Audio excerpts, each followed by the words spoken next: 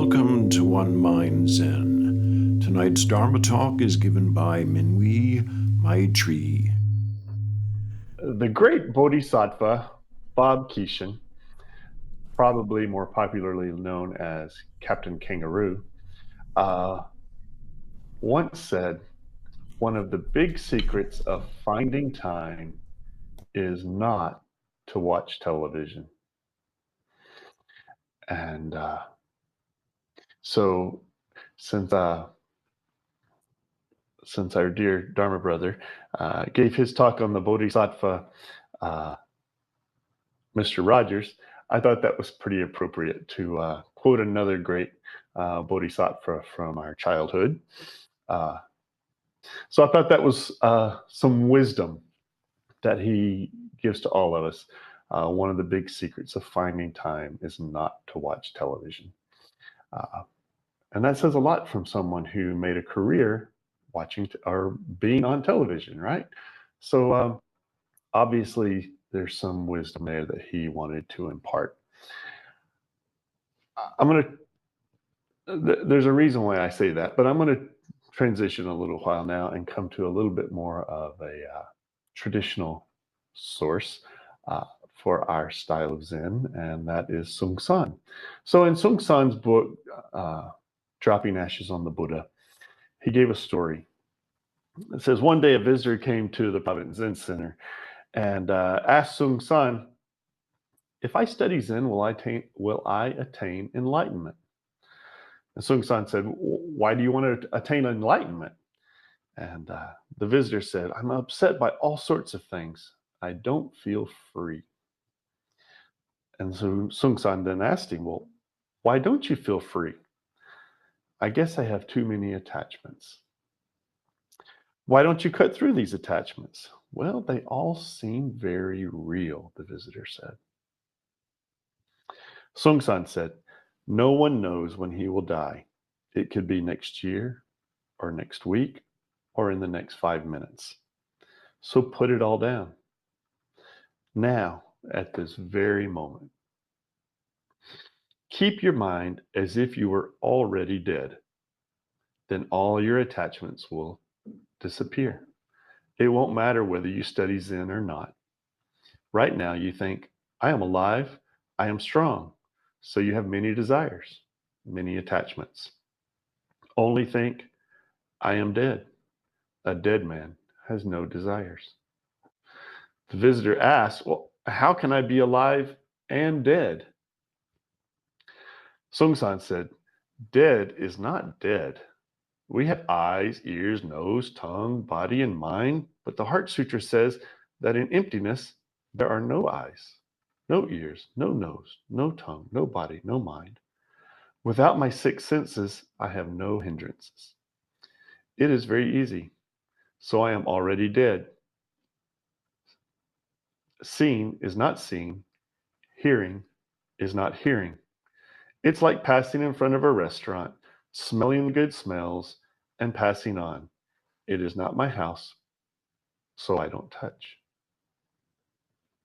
The visitor asked, how can I practice being dead? Sahn said, only keep the great question, what am I? Now let me ask you, what are you? He goes on with the visitor there for a little while. But the concept was that same teaching that Sahn taught for years and years and years. Only don't know. And if we keep that only don't know mind, then we learn to let go of attachments.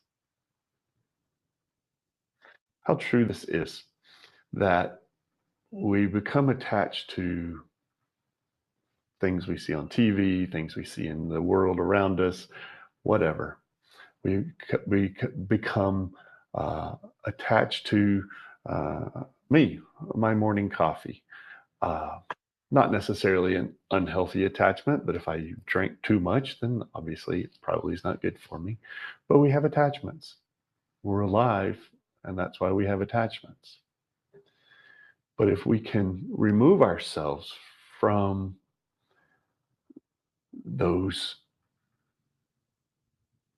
desires, that inability to detach ourselves, then we'll never be able to get rid of those attachments.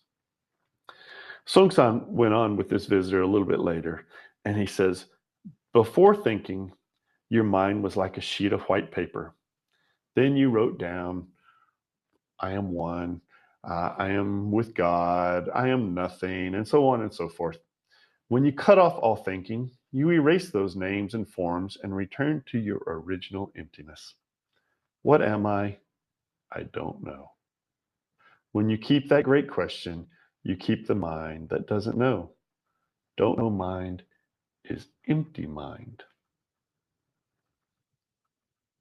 There are no words, no speech.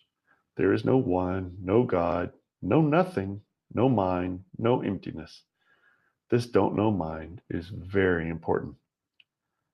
I is don't know mind. Don't know is I. Only this. This is your true self. So always keep don't know mind. People ask Sahn. He says in Compass of Zen, he gives an example. He says, people have been asking me, what do I teach? Do I teach Zen? Do I teach Buddhism? Do I teach Korean Zen? What do I teach? And he said, I don't teach Buddhism. I don't teach Zen. I only teach don't know. What a great lesson if we learn what he means by don't know. Only don't know. And he explained that pretty clearly in this story with this visitor who wanted to get rid of his attachments. And he explained to him, it's like walking, and we can all relate to that. It's like walking in front of a restaurant, smelling the great smells, but just keep going. It just is. And so I just really only have one last thing that I wanted to share from Sahn. And it's all a little bit in the same vein that I started off with the great Bodhisattva Captain Kangaroo. And so I'm going to bookend him again here with Sahn. In Sahns, the whole world is a single flower.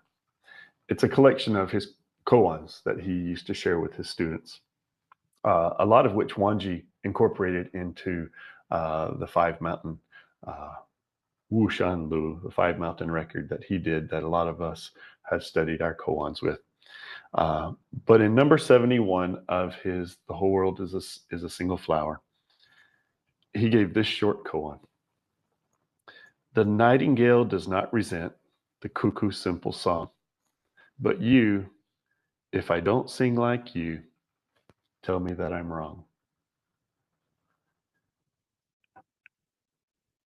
So Sahn asks, and this is just for thought, what is the meaning of the cuckoo's simple song?